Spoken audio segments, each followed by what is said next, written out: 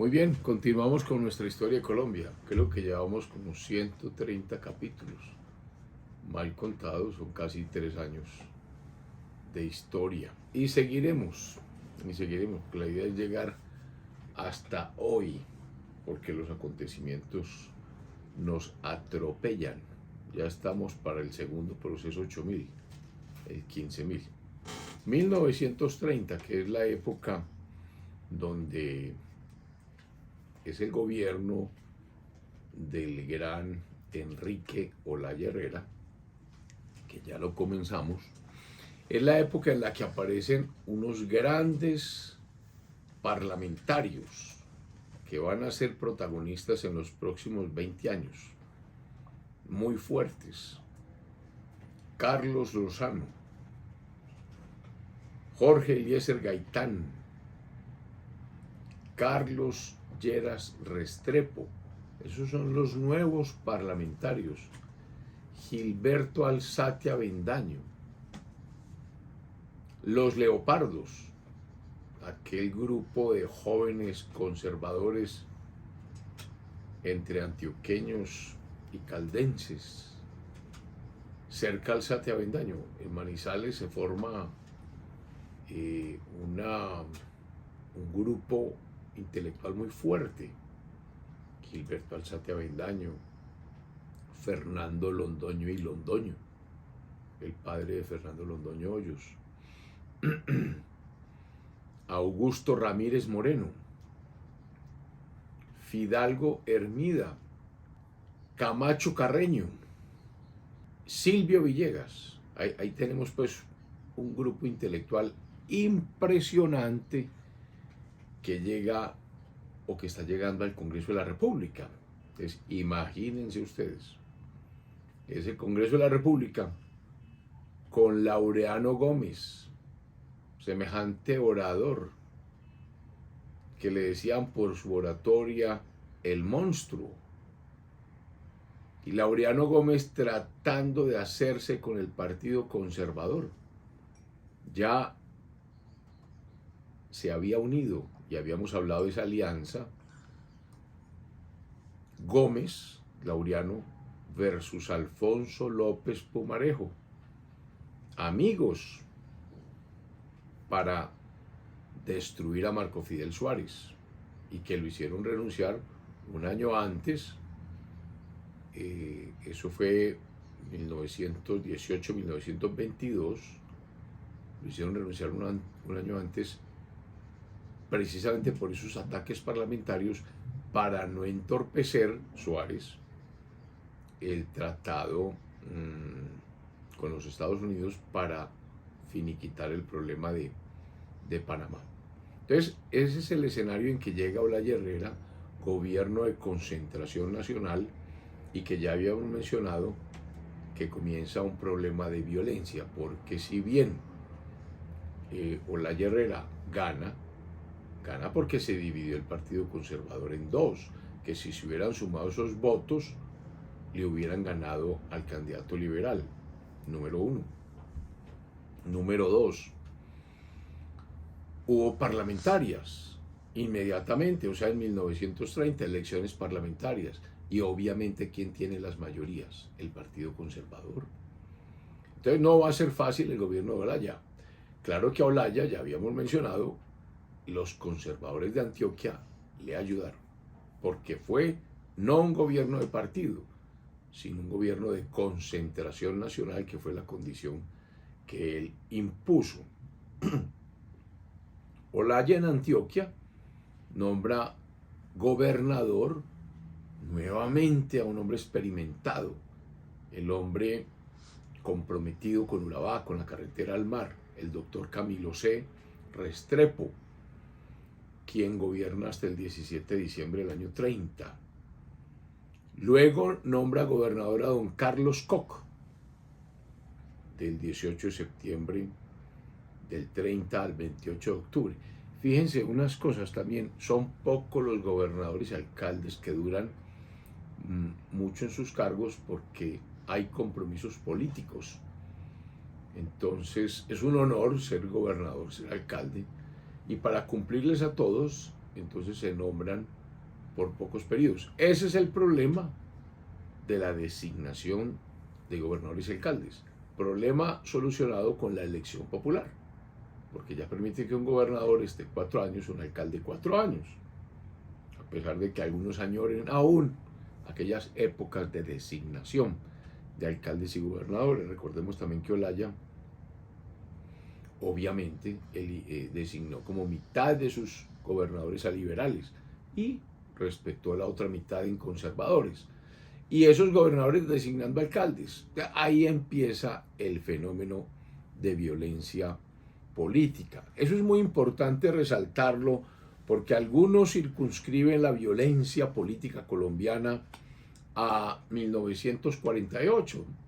En forma irresponsable, estas comisiones de la verdad, entre comillas, han dicho que el punto de quiebre fue el asesinato de Jorge Eliezer Gaitán en el 48. Mentira.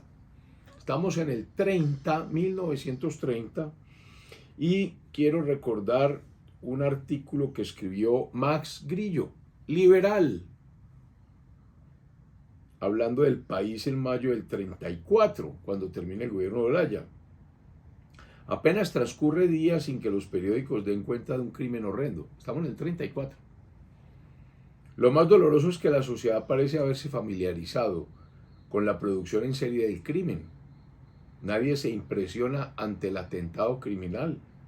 Asesinatos en que los bandidos ultiman a familias enteras, ancianos y niños. Venganzas que recuerdan la vendetta corsa. Actos de crueldad estúpida, como desollar a las víctimas y mutilarlas en forma salvaje. Asesinatos de sacerdotes octogenarios para robarlos. El puñal y el revólver usados en reyertas por centavos. El atraco en pleno día en las calles de la capital. La inseguridad en las ciudades y en los campos. Tal es el cuadro. Dice Melo, Orlando Falsborda, Eduardo Umaña Luna, en este libro que se llama La violencia en Colombia, de la Universidad Nacional, ediciones Tercer Mundo.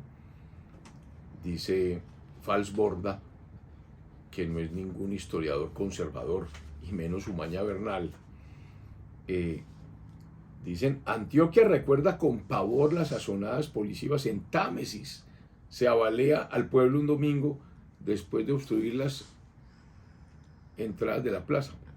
En Pueblo Rico, Buñuelo, un superexaltado, deja rastros de máxima barbarie.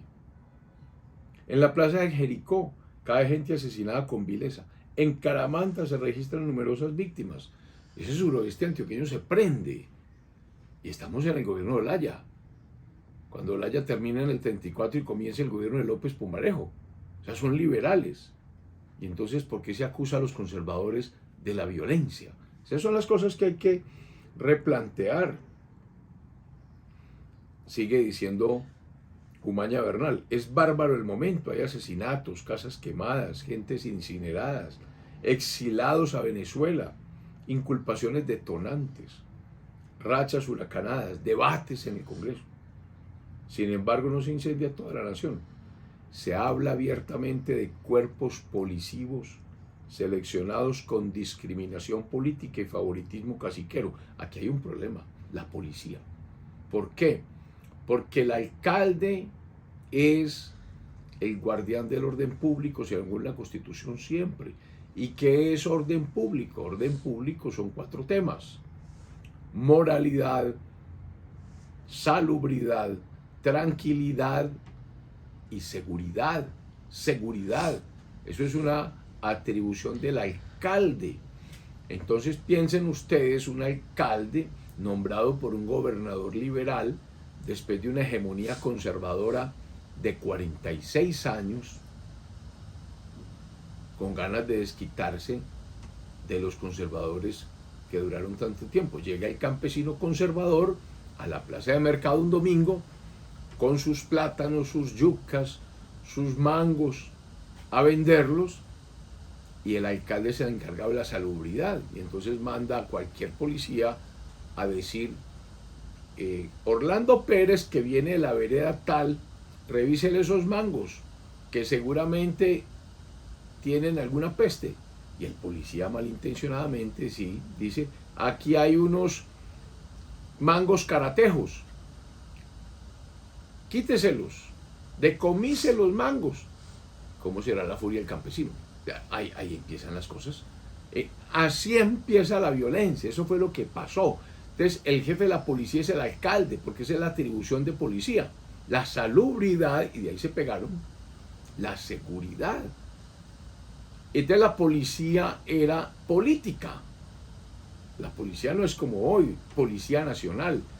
Gracias a Dios, después de todos estos sucesos, desde 1930 hasta 1948, cuando cae Gaitán, cuando la policía entrega armas a las personas comunes y corrientes. Fueron 18 años terribles de policía política. Se dice, por ejemplo, que en Santander el director de la policía lo llamaban Tastás. ¿Por qué Tastás? Porque así sonaba el revólver cuando disparaba. Tastás. ¿Cómo les parece el sobrenombre que le tenían a un policía santanderiano? ¿Qué? Santander y Boyacá se volvieron un hervidero desde el 30. Dice Mario Latorre Rueda, otro historiador, dice, es una guerra civil y religiosa.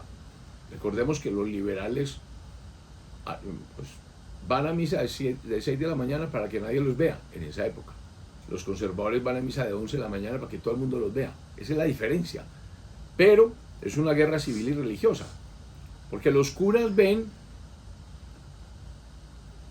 cómo llegan al poder alguien que se dice liberal y empieza a revisar los textos de la enseñanza y empiezan a decir que no se les puede seguir enseñando a los niños esas cosas, de que la autoridad viene de Dios, de que hay que respetar al representante porque es el que representa al pueblo, porque viene de Dios, que eso hay que cambiarlo. Digamos que ideas de la Revolución Francesa. Y eso en un pueblo, Támesis, Jericó, y más alborotado Santander. Es que Santander y Boyacá es un tema muy complicado, entre otras cosas colindan, son colindantes, o si no, ¿dónde comenzó la guerra de los comuneros? ¿De dónde era José Antonio Galán? ¿De dónde era Manuela Beltrán? Santanderianos. Lo que pasa es que en esa época se llamaba la provincia del Socorro, la provincia de Pamplona. El nombre de Santander, Bolívar, Córdoba, Sucre, esos son nombres después de la independencia. Entonces miren lo que fue Santander, o donde se gestó la liberación de la Nueva Granada, batalla de Boyacá, Paipa, Tunja, esa zona es una zona complicada. Esa guerra civil y religiosa, los liberales con la policía al lado, con los alcaldes liberales que llegan a los municipios de Santander y de Boyacá, unos pueblos tan conservadores. Ahí están los problemas, unos pueblos que son conservadores y les llegan alcaldes liberales. ¿Y a quiénes tienen los conservadores? Los curas. Entonces, los alcaldes y los policías por un lado, y los otros con los curas. A los pocos meses hay bandoleros por todas partes. Entonces se habla, por ejemplo, que en Arboledas aparece un maestro de escuela conservador llamado Roberto Rodríguez y se convierte en guerrillero conservador para defenderse del alcalde liberal. Aparece un bandolero reconocido en la historia del bandolerismo liberal, Ángel María Colmenares, en toda esa zona. Entonces hay emboscadas, celadas, los busca el ejército, no los encuentran, dicen es que tienen pacto con el diablo, o si no, recordemos las épocas de Pablo Escobar, de los amigos de Escobar, de todos sus carteles, que hacen pactos con el diablo y hacen brujería, eso es lo que hacen. Entonces la gente dice, tienen pacto con el diablo, porque se vuelan de las emboscadas, siempre se escapan. Hay sitios vedados, dice, por ejemplo, el páramo del Almorzadero, el Alto de la Pica, todo eso por allá en Santander y Boyacá. Los policías son el blanco preferido de estos bandoleros conservadores. de estos bandoleros. Es que el bandolerismo no es de un partido, depende del alcalde. Si el alcalde es liberal y nombra a la policía es liberal, es como que aparecen estas autodefensas conservadoras. Si el alcalde es conservador, la autodefensa es liberal. Si el alcalde es liberal, la autodefensa es conservadora. Es que este problema de guerrillas, autodefensas y violencia no es un tema de hoy. Por eso las comisiones de la verdad son mentirosas. Esto hay que revisarlo. Desde 1930, donde empezó este problema, nadie ha vuelto a decir la verdad. La verdad es que la violencia política que conocemos hoy, que tiene ya, vamos para 100 años de violencia política, es un problema que nace dentro de una república liberal que fuera de Enrique Olaya Herrera.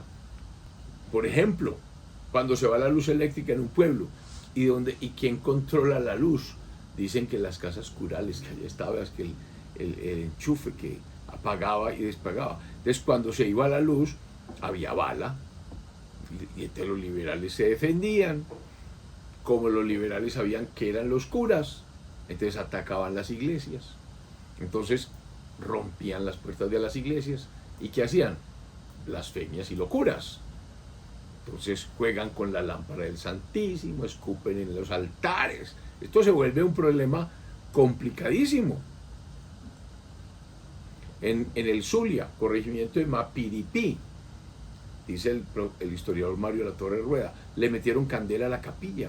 Y entonces al meterle candela a la capilla, en las sotanas quedó envuelto en una hoguera el cura. Dice Jordán en el Cúcuta, en Pamplona el caudillo Torrado, Esteban Méndez en Rangovalia, Cote en Chinacota, con sotana y todo, es el jefe del partido. Es decir, los curas se volvieron definitivamente, o son conservadores, y la policía está con los liberales, al punto que el obispo de Pamplona le dirige una carta al gobernador Galvis, gobernador de Santander. Le dice: elevo respetuosamente, una carta, no, un telegrama, en esa época eran los telegramas. Elevo respetuosamente ante usted sentida queja contra individuos policía, que según voz pública son ejecutores tamaños desmanes. ¿Y qué le contesta el gobernador por telégrafo? Le dice: yo también permítome elevar ante su santidad mi dolida queja por la actuación de algunos párrocos que, en lugar de apaciguar el incendio, se dieron a fomentarlo. Miren lo que pasó. Y es 1930. Es decir, esa guerra en Santander y Boyacá que se prendió, no la paga nadie. Por si acaso, se sabe que hay unos procesos, que hay unos jueces que mandan de Bogotá para que investiguen. ¿Qué hacen los investigados? Entran al juzgado, queman los expedientes. Entonces nunca se sabe qué pasó. Eso fue lo que ocurrió. ¿Qué queda de todo eso? Queda ganas de desquite, quedan rencores, quedan muertos, quedan odios entre los vecinos. Ese es el origen de la violencia política. Y estaba esto prendido, y el Laureano Gómez aparece en escena, ya en el Congreso, y empieza a denunciar con esa voz tempestuosa, con esa fuerza, con esa dialéctica o retórica de Laureano, que sabe hablar, que sabe convencer, que se está convirtiendo en el jefe del partido, que se está convirtiendo en alternativa, porque es que el conservatismo perdió el gobierno. Entonces él que está diciendo: ustedes entregaron por su división, Vázquez Cobo y Guillermo Valencia, el gobierno al liberalismo, yo voy a recuperarlo.